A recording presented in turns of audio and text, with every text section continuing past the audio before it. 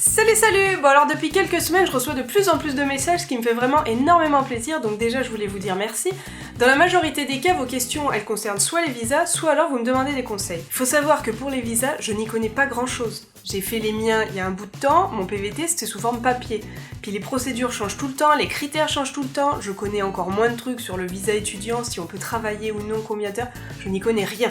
Donc pour les visas, va falloir chercher par vous-même. Mais par contre, comme vous me demandez des conseils, ça je peux vous aider. C'est pour ça qu'aujourd'hui j'ai décidé de lister les 20 conseils que j'ai pour vous. Alors mon tout premier conseil c'est vas-y, tente le coup. T'as absolument rien à perdre. Au pire, t'aimes pas et puis tu rentres chez toi. Et puis entre nous, c'est toujours mieux que de se poser la question toute sa vie en se disant qu'est-ce que ça aurait été si je l'avais fait. Si tu finis par rentrer pour n'importe quelle raison, parce que t'aimes pas, parce que t'as pas trouvé de boulot qui te permettait de rester plus longtemps, ou pour n'importe quelle autre raison, ne vois surtout pas ça comme un échec. Toi au moins t'auras essayé, ce que des milliers de gens n'osent pas faire. Il y en a plein qui se disent tiens j'aimerais bien partir, mais qui sauteront jamais le pas. Dis-toi bien que peu importe le pays dans lequel tu vas arriver, l'étranger ce sera toi. Donc si par exemple tu viens au Québec, ne te moque surtout pas de leur accent, parce que pour eux, c'est toi qui as un accent. Et il va falloir que toi tu fasses des efforts. Si t'es accro au vin, fromage, pain et charcuterie, je te conseille de te créer un budget ou alors d'y renoncer. Voilà, ou de garder ça pour les grandes occasions. Parce que même s'il y a de très bons produits locaux ici, ça reste quand même beaucoup plus cher qu'en France. Voilà, faut juste apprendre à faire des concessions. Autre conseil, prends une assurance, tu sais pas ce qui peut t'arriver. Je l'ai déjà dit dans une vidéo, ma coloc elle s'est plantée un couteau dans la main en coupant un avocat, ça aurait pu lui coûter 9000 $ si elle avait pas eu d'assurance. Ne déconne pas là-dessus, prends une assurance. Si tu viens seul et que t'as peur de déprimer, de te renfermer sur toi-même, tente la colocation. C'est vraiment un bon moyen pour rencontrer des gens, etc. Tes colocs vont te faire rencontrer du monde, tu vas lier des premières amitiés et ça peut vraiment t'aider. Un conseil peut-être un peu plus pour les filles, ne vous embêtez pas à emmener vos sèche-cheveux et vos épilateurs. C'est vraiment très lent avec les différences de courant, ça marche pas de la même façon.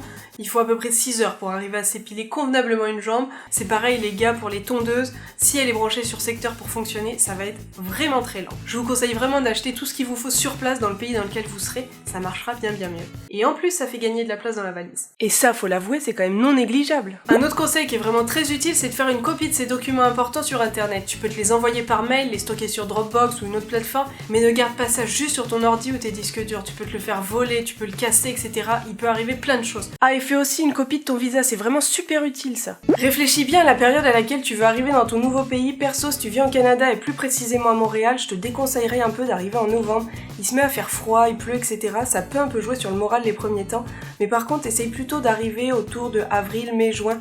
La ville se réveille, il y a plein de trucs à faire, on peut bouger partout et tu profites vachement plus dès le début. Avant ton départ, va dévaliser Decathlon, que ce soit pour des chaussures de marche, un pantalon de ski, des gants, des soupules, etc. Ça te coûtera toujours beaucoup moins cher. Par contre, si tu viens au Canada, t'es peut-être mieux d'attendre d'être ici pour acheter ta veste et tes bottes d'hiver.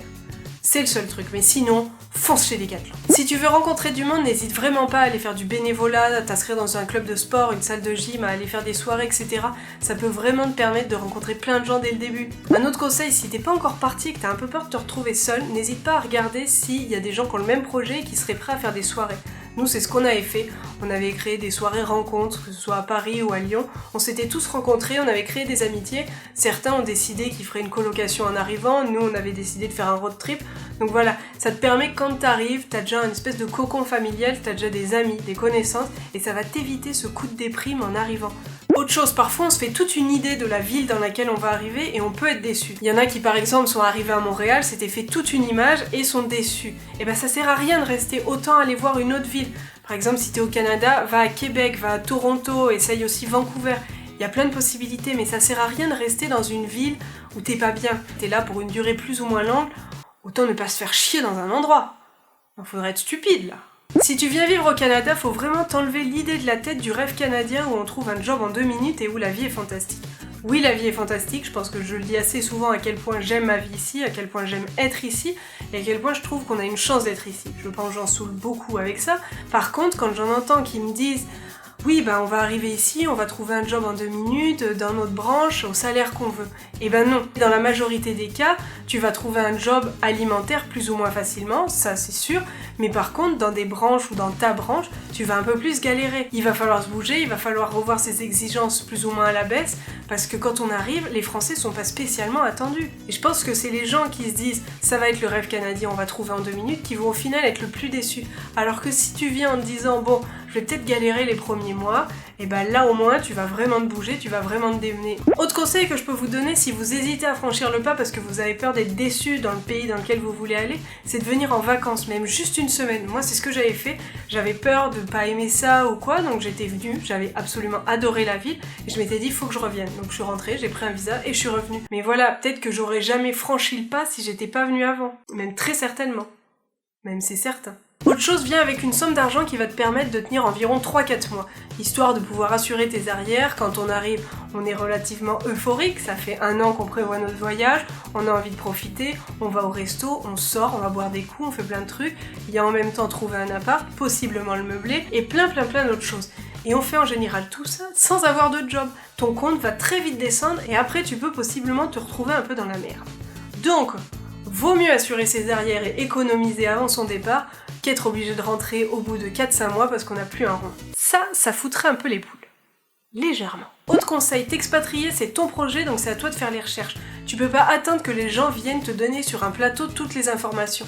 Tout le monde n'a pas le même projet, il y a plein de sites en plus de références où tu peux vraiment en apprendre énormément. Je suis gentille, je vais te les mettre dans la barre d'infos, mais voilà, t'as plus d'excuses, hein. Autre conseil, n'écoute pas ceux qui vont essayer de te décourager, ça va possiblement arriver, des gens qui vont te dire mais pourquoi tu fais ça, mais reste ici, etc.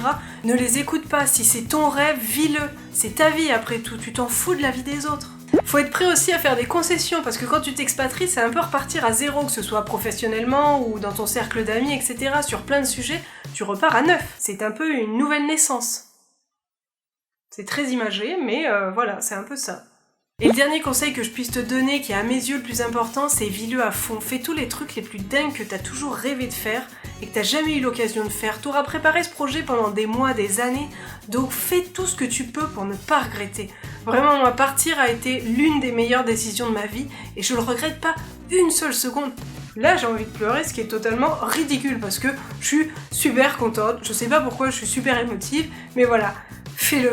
Voilà, peut-être parce que j'aimerais que tout le monde réussisse à concrétiser son projet, le truc qui le fait rêver. Mon Dieu, mais qu'est-ce que j'ai... Bref, je vais essayer de me calmer. En tout cas, j'espère que t'as aimé cette vidéo. Si c'est le cas, n'hésite pas à mettre un petit pouce bleu. N'hésite pas non plus à me dire dans les commentaires quel serait ton rêve à toi d'expatriation, ce que t'aimerais faire, que ça a changé dans ta vie si tu l'as fait. Bref, dis-moi tout ce que ça représente pour toi, le fait de partir. J'espère en tout cas que ces conseils vont t'avoir aidé. N'hésite pas à partager cette vidéo, me retrouver sur mes différents réseaux sociaux et bien évidemment tu peux t'abonner. Allez, bisous bisous. On va vraiment apprendre à être moins émotive, hein.